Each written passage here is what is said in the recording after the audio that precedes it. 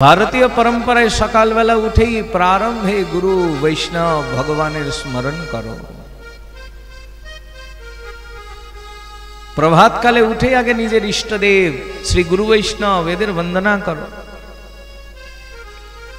বন্দনা করে আগেই চায়ের দিকে তাকাইও না, আগে নেশার দিকে তাকিও না, আগে কি সবার আগে ভগবৎ স্মরণ, ভগবানের নাম, नाम रूपी अमृत पान। एवं नामामृत पान करते करते धीरे धीरे जखन चोख खुलबे सवार आगे निजेर हस्तकमल दर्शन करो। कराग्रे वसते लक्ष्मी,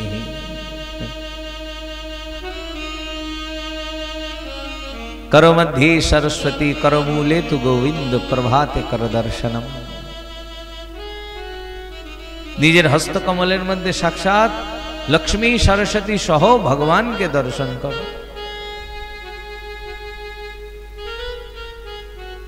एबार जे धरित्रीर ऊपर आमरा विचरण करी, धरित्रीर साक्षात मा सर्वं सहा हये आमादेर बुके धारण करे आछेन। ताई पृथ्वी माता के प्रणाम करो। समुद्र मेखले देवी, पर्वत स्तन मंडले, विष्णु पत्नी नमस्तभ्यम, पादस्पर्शं समक्षमे।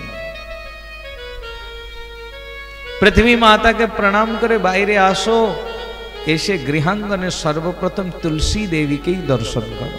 एजन्य तो एकेबारे गृहेर माझखाने तुलसी मंच हतो आगे। एखन आमादेर बाड़ी घरो संकीर्ण हये गेछे। आगे उठोनेर माझखाने केन तुलसी रोपण करा हतो, माने जेइखान थेकेई बेरुक दरजा खुलेई जेन आगे तुलसी दर्शन है। जाको दरसे परसे अघनाशयी, महिमा वेद पुराणे व्याखानी।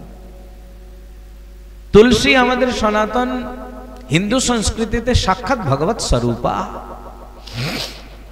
देखते तुलसी वृक्षमय गाछेर मतो, किन्तु आमादेर सनातन शास्त्र बोलछेन ए गाछ नय, साक्षात परब्रह्म।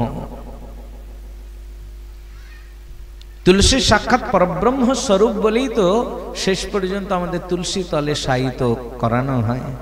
कारण भगवान बोलेছেন तुलसी काननम यत्र यत्र पद्मवनानि च, पुराण पठानि यत्र तत्र सन्निहित हरि।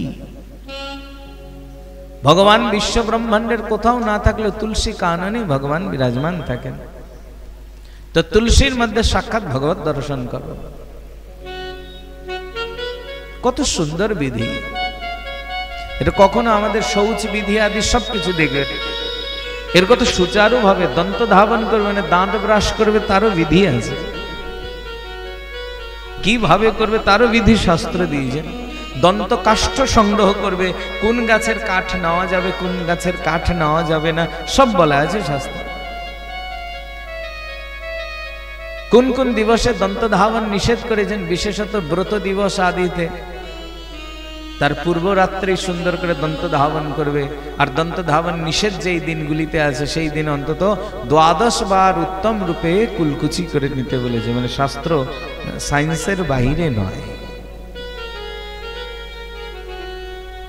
দন্ত ধাবন আদি সুসম্পন্ন করে শৌচ করতে যাবে, তারও বিধি আছে শাস্ত্রে।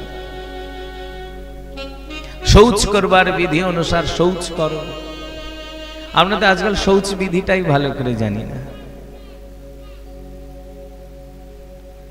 শৌচান্তে মৃত্তিকা আদি ধারণ করতে হয়। আজকাল অবশ্য আমরা সাবান হ্যান্ড ওয়াশ বেশি ইউজ করি। কালের পরিবর্তন করুন, তাতে অসুবিধা নাই। কারণ আজকাল শৌচালয় মানুষের যে সুন্দর হয়, থাকার ঘরের থেকে শৌচালয়ে খরচ বেশি করে সবাই। हाँ, शोয়ার ঘরের অত শোভা নাই। শোয়ার ঘরে হয়তো অত দামি টাইলস, অত দামি মার্বেল ইউজ হয় না, যতটা ইউজ হয় মানুষের শৌচালয়ে।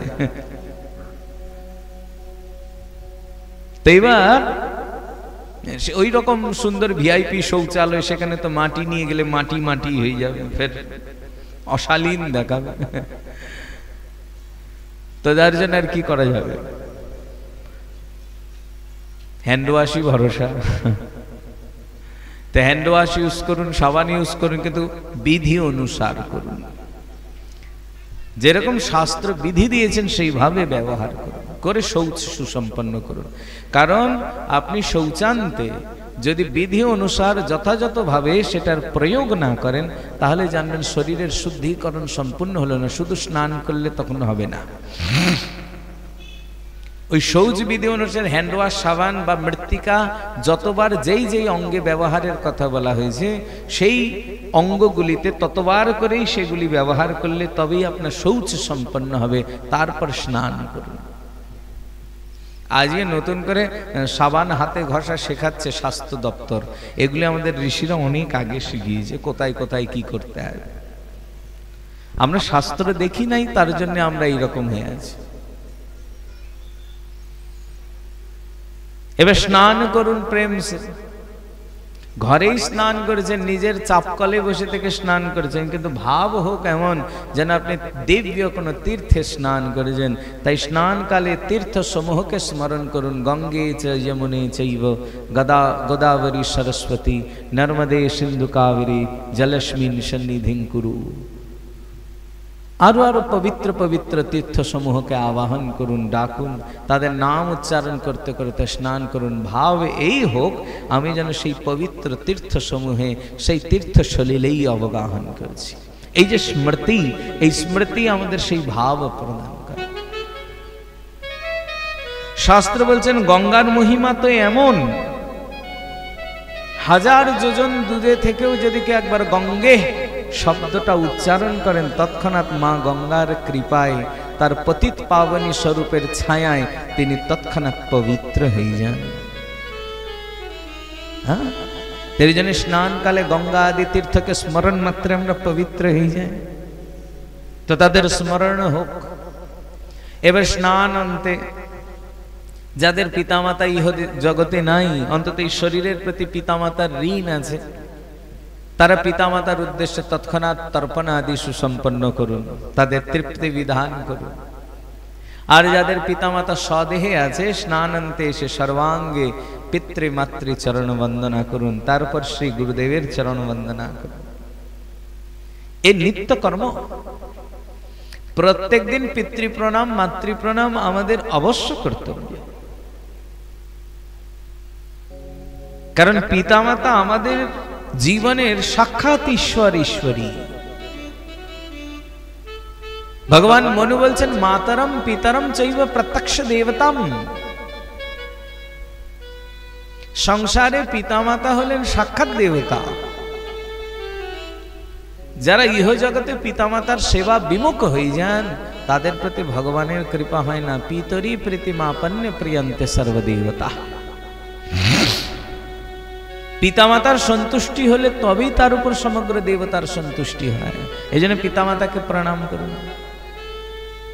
পিতামাতার বন্দনা অন্তে গুরুদেব ভগবান। কেন? কারণ গুরুদেবের অবদান তো আমাদের জীবনে অনেক বেশি। দুরমতি অগতি সতত অসতমতি নাহি সুকৃতি লবলেশ। পিতামাতার চরণ বন্দনা করছে এই অনুভব করে যে পিতামাতা না হতেন তো এই শরীরই হতো না, আর এই শরীর না হলে আজ আমি গৌর গোবিন্দের ভজন করছি, কি দিয়ে ভজন করতাম? যদি মানব শরীর না পেতাম তো ভজন হতো?